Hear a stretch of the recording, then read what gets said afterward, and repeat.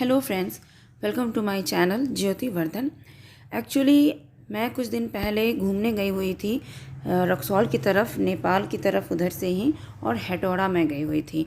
तो ये पूरा जर्नी है जो कि मैं एक वीडियो में ही पूरा समाहित करके आपके पास मैं लेकर आई हूँ आपके सामने।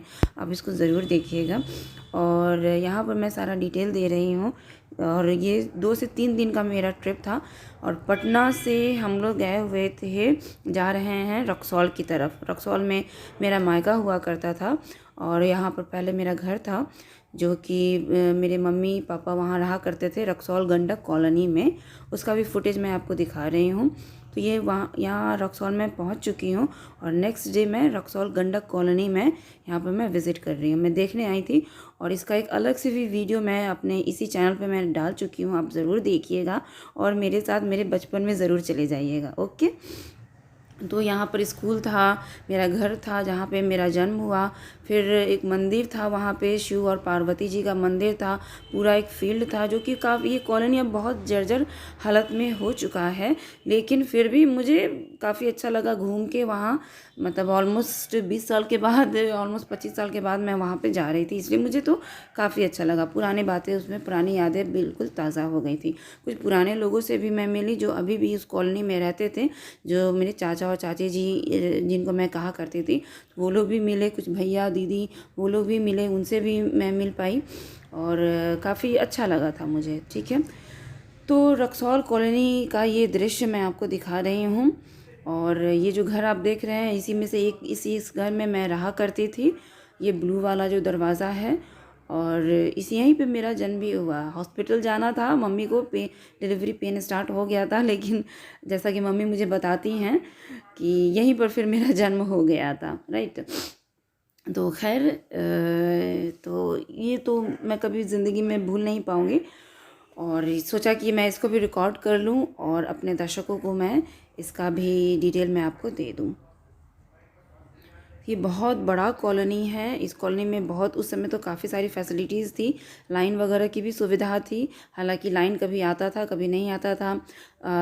डिश टीवी उस समय जस्ट नया नया ही स्टार्ट हुआ था हमारे ही समय में, मुझे याद है। और उससे पहले नेपाल का चैनल पकड़ता था, तो नेपाल का सैटरडे को नेपाली सिनेमा, नेपाल से वो जो सिनेमा आता था, मूवी, हिंदी मूवी चलता था, तो वो हम लोग देखते थे हर सैटरडे को दिन में, दोपहर में, ऑलमोस्ट 1 या 2 बजे शायद स्टार्ट होता था। ठीक है, तो उसके नेक्स्ट डे हम लोग निकल गए हेटौड़ा घूमने के लिए रक्सौल से। तो नेक्स्ट, उसके एक दिन पहले तो बड़ा अच्छा मौसम था, बिल्कुल बहुत अच्छा, धूप वगैरह भी निकला हुआ था। लेकिन सेकेंड डे जिस दिन हम लोग का प्लानिंग था कि हम लोग निकलेंगे हेटौड़ा घूमने, तो उसी दिन सुबह से रात तक पूरी बारिश ही होते रह गई। तो हम लोगों का रहने का प्लान था 2 दिन का, लेकिन बारिश को देखते हुए हम लोग 2 दिन नहीं रुके और हेटौड़ा घूम के सेम डे हम लोग वापस रक्सौल में आ गए अपने मम्मी पापा के घर।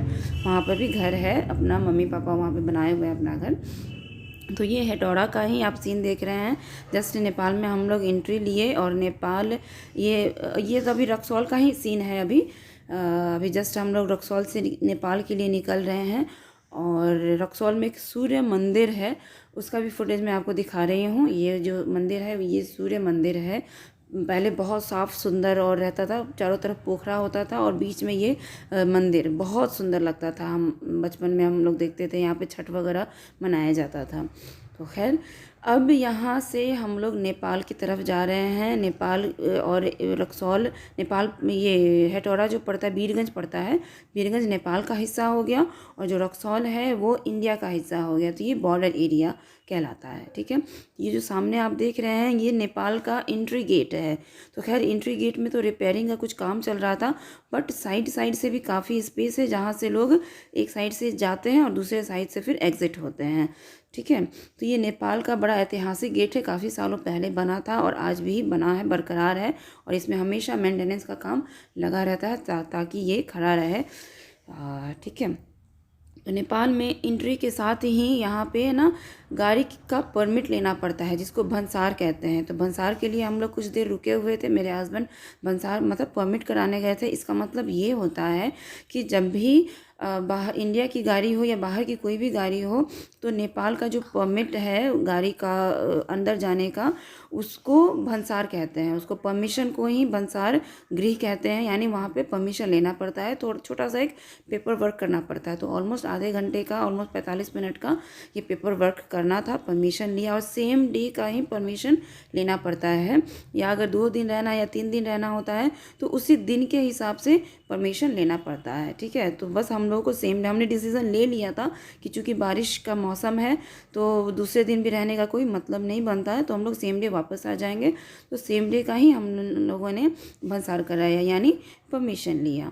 ठीक, तो ये अभी हम लोग जा ही रहे हैं हटौरा की तरफ। ये बीरगंज का इलाका है अभी। और ये जो आप देख रहे हैं बड़ा सा एक जो बिल्डिंग टावर, ये है घंटा घर, मतलब वॉच क्लॉक टावर इसको कह सकते हैं।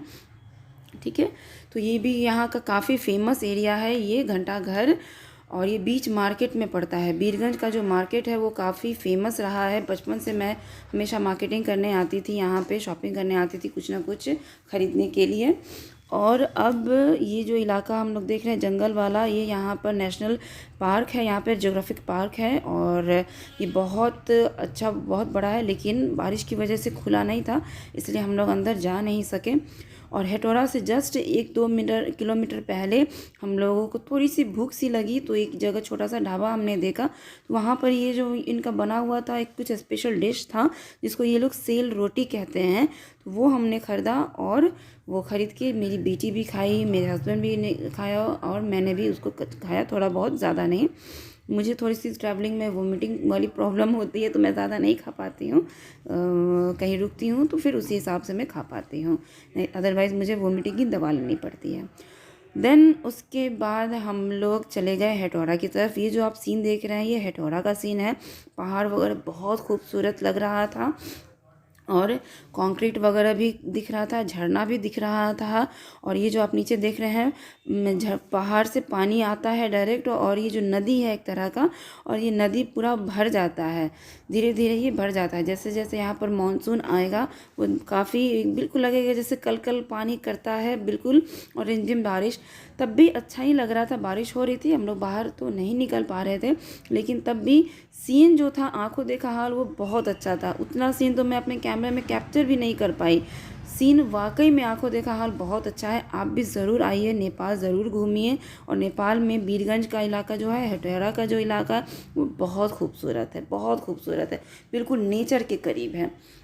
और वहाँ पर हम लोगों ने थोड़ा सा मोमोज़ लिया, जो कि वहाँ का डिश है, और मोमोज़ लिया और रक्सौल फिर पहुँच गए। और रक्सौल में एक दिन और गुजारने के बाद हम लोग वापस पटना के लिए निकल गए। पटना में पहुँचते पहुँचते रात हो गई और इस तरह से हमारी जर्नी समाप्त हो गई। आपको कैसा लगा ये वीडियो ज़रूर बताइएगा। मैं फिर मिलती हूँ आपको अगले वीडियो के साथ।